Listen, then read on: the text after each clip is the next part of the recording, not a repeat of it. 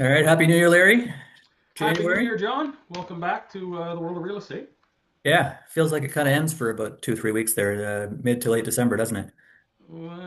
Felt like it ended somewhere back around December of 22, but Yeah, wow. Who's counting? So, on that note, we usually at the beginning of the year we kind of talk about how the last year went, and maybe the last 2 or 3 years for that matter, depending on what kind of cycle we're in. But I think most people would agree that 2025 wasn't the best year for real estate in Southern Ontario.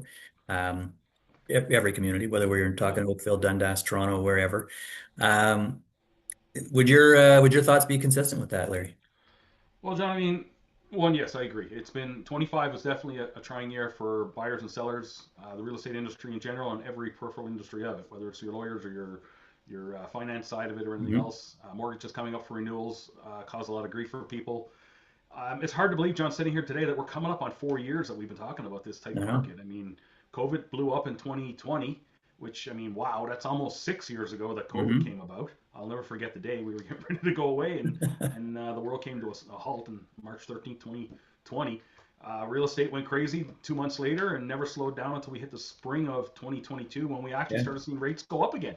And it's been a downward trend in real estate since then, right through. I mean, interest rates began to drop last year. We had what, 7 consecutive drops, I believe, in 2025. Yeah, there were seven, Pretty I close believe. to that, and it did not do anything for the real estate market. So yeah, I think 2025 was a lot of the same of what we've seen over the last couple of years. And I think the biggest thing for me is that I'm surprised we're heading into 4 years of it now under our belt. Yeah, it's a long cycle. It doesn't feel that long, but you're right. It No, has been. It's been four. The first rate increase, I believe, was March 2022, if I remember correctly. yeah, and And April within wheels one fell off the month, bus. yeah, within one month, by the time we got to April and we had the sales data to look at for the previous month, we were already starting to see a slight pullback, and it just kept pulling back right through Yeah, summer. Well, frankly, right to the end of that year. As we got into 2023, I think things seemed to stabilize momentarily for a little bit there, and then just kept pulling back as for various reasons. And it's interesting, like you said, we've had rate cuts now over the last year, and usually when you get a rate cut, you can pretty much, well, in the past, you could bank on the fact that that was going to draw or drive more demand, and it hasn't. We really haven't seen that this time I around. agree. And I got to be honest, John, I don't see that changing in the near future. I mean, No, people are I sitting back thinking, no, we're going to wait it out for the market to pick up.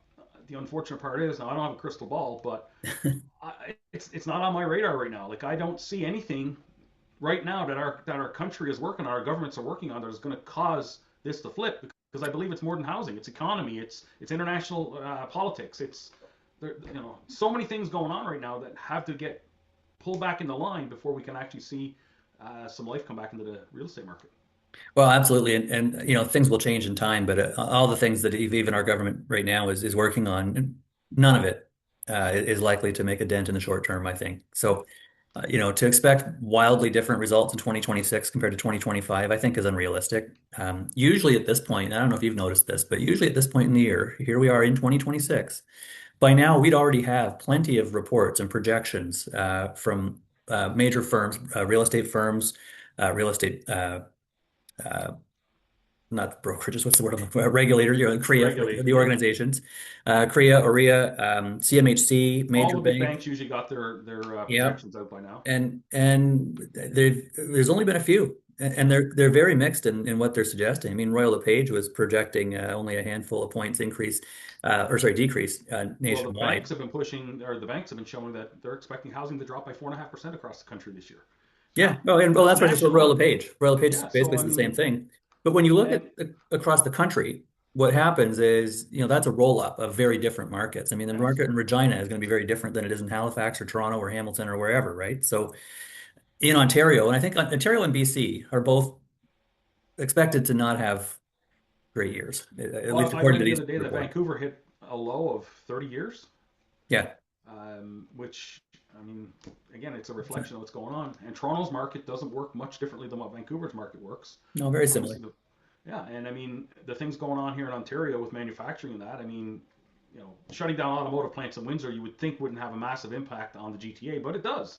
It's a trickle effect. I mean, the Brampton, Stellantis plant shutting down has an impact on the GTA. The Ford plant in Oakville changing in their production lineup there. I mean, they're still not manufacturing cars there today. Hmm. That has a massive impact on the local economy here. It's not just the workers of Ford; it's all the spin-off business. And again, Parts those people suppliers, exactly. everybody. And I mean, Yeah. all those people are the people that go out and buy homes and invest in homes and move and upgrade and downsize and all those things. And that's Hmm. not happening at the moment because of what's happening out there in the economy. Yeah. So Consumer confidence is a funny thing, right? But it's absolutely. pretty predictable. If you don't think that sorry, if you do think that your employment may be at risk in any way, whether it's through tariffs or just the economy in general, other policy changes, obviously there's educators who are concerned at colleges and universities, given that, student enrollment might or international student enrollment's down. There's a lot of people who are affected. If you're affected in some way or worried that you may be soon affected, you're not buying a house. Like the reality is you're stepping back to the sidelines and you're going to take a cautious approach. So I mean, looking forward into 2026, I know I have a lot of people that I speak with that are they're watching and waiting. I had a lot of conversations last year with people like that. I had a lot of people say, "Well, we'll wait and see what happens in the spring." My message remains the same now today as it did to them then. That I don't think you're going to see any big change between now and the spring. I don't believe it's a good practice to wait till the spring. I believe that if you're looking to sell your home, you need to be realistic in your expectations and you need to be on the market so that when one of those buyers that are out there are looking to buy, your home is available for them to consider. And one of the things that I think, active listings of mine or listings I've had throughout 2025, one of the things that sellers have had a hard time with is the amount of buyers that are going through and not buying their home. Hmm. And, they're questioning why that's happening. And it's simply because purchases are down. People are looking and they're looking for things that either they can't find or they're not willing to commit to, or they just don't have enough motivation to pull the trigger. Hmm. And I won't say it's completely driven by price because at the end of the day, in today's world, if you really like a house but you think it's a bit overpriced, throw a low ball offer at it. Get the ball rolling. Start a negotiation. We're Yeah. not seeing a lot of that happen. So, I mean, to me right now, if you're looking to get into the market and you're holding off, I'm going to say just get in the market and be out there. Better to be visible. Hmm. Yeah, it's a pain in the ass to have to keep your house in showroom condition all the time, but you better to be available when a buyer is shopping, and it'll Well, take you. yeah, I agree, and I think right now, it seems around this time, you hear of a lot of folks talking about what their upcoming plans might be, and many of them say things along the lines of, "Well, we're going to wait till spring." Mm-hmm. If everybody has the same idea, if every seller has the same idea and waits till spring, there's going to be a big influx of inventory. And seasonally, we know this. There's always, frankly, from now until end of May, you're going to see increasing listings week over week as we move forward. But if the buyer pool doesn't rise at the same pace, well, what's that going to do? All you're going to have is more sellers competing with each other and driving down, putting downward pressure on pricing. So, I would recommend for a seller if they're thinking about it, like move quicker. Let's have it up in It's January or February. and there's no harm in doing it. Yeah, it's a little more convenience to yourself, like I said, especially if you got young kids at home and you got Yeah. they're in sports and things like that, so you got a lot of activity going on in your house. At the same time, I think buyers kind of understand that as well. People still live their life. I think you got to find a way to make the situation work for you, and because I think exposure is what's going to bring you the best, opportunity. Yeah. I Being mean, out there, if if you're not you on the market, you're just simply not going to get the same amount of attention that if you're, no. even I hear there's some exclusive listings I've heard out there that have been around. They're not getting sold, and not because they're not good properties or anything else, but nobody knows they're for sale. Yeah, exclusive listings these days, I don't think is a. These agents that say they got 20,000 buyers in their database, because you got somebody in your database doesn't mean they're a buyer. I mean, Well, my mother's in my database. She doesn't even live in this province. exactly. So, I And mean, and you we got to be both realistic about that. we both know that CRM systems will populate often from based coming out of sheer showing systems. Listen, So John, we do chances these are, videos every month and we send out emails every single month. I don't consider everybody I send this email to a buyer.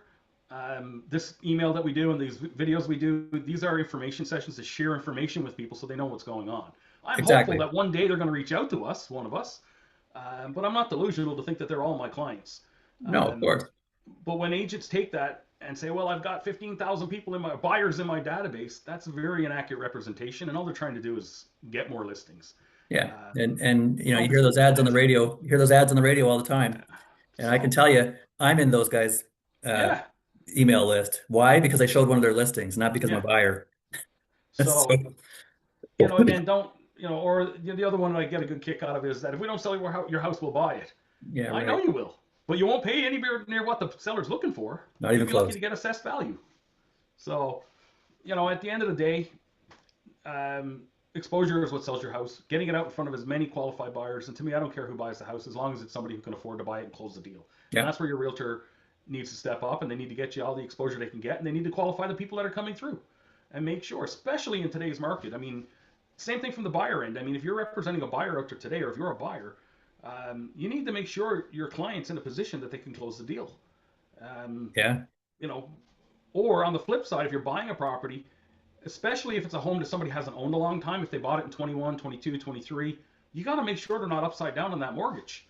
Because if you buy the house below what they paid for and they're upside down, they may not be able to close the deal. And I mean, I ran into a couple of scenarios in 2025 that, I had to pull a listing off the market because a client owed more than they thought they did on their home. So when we did our due diligence, I said, no, we can't sell your house. The bank's not going to let you out. Well, And then on they another must not have had, scenario, they wouldn't have had the resources to basically buy out the contract, right? So, exactly. And then on the flip side, I mean, imagine if you've already sold your home, you're moving into a new home, and to find out the home you're buying, they can't get out of. And yeah. then on the other end, I was representing a buyer where the seller misrepresented his financial position, and we had to make significant, moves at the 11th hour to get this deal done. And we were very lucky to get it done. So I mean, everything that's going on in the economy out there, and you're talking about buying, selling homes, and everything else. At the same time, you got to make sure you're working with an agent that's doing his due diligence to make sure you can buy or sell the home that you're looking at. Oh, things can go sideways pretty quick in a market like this. And It that, well, doesn't make these sense to go it alone. No, and then I mean, you got all these agents. I mean, there's a lot of agents out. There's a lot of great agents. Don't get me wrong, but Of there's a lot of course. agents out there. Just they don't know anything but a busy market and a strong market. Yeah. They never went through any of these other struggles. So, you really got to do your due diligence when you're doing stuff out there to make sure you know what's going on and who you're working with. Hmm. Well, on that note, due diligence, not only in terms of who you're working with, but prepping the property and doing your homework with your chosen realtor, ever more important than ever. Yeah, And I think that's going to hold true throughout 2026. So, it'll be another year that I don't think there'll be a lot of surprises. Um, I think it's a year that it's going to take it's going to take a lot of patience again on behalf of buyers and sellers. So I think so. yep. So I So think buckle we'll see up how and don't be afraid to get into the market, but be prepared when you get into it. There's going to be some work to do. you got it. All right. Well, until next month, hopefully we have some good news, but Make sure you look down at the stats as well. We've given you a snapshot of the last couple of years, so you know what's happened last month, but you also know what's happened in the last couple of years in your neighborhood. We've been trying to give you as much yeah, information as possible so that you know what's going on. But again, they're just numbers. If you really want to know what's happening, or where you stand, pick up the phone and call you, call me. We're going to make sure you have all the information you need so you're making the right decisions for you and your families. yeah, we're monitoring this nonstop. So, all right. Well, we'll talk more soon. All right, bud. All the best. Okay. See ya.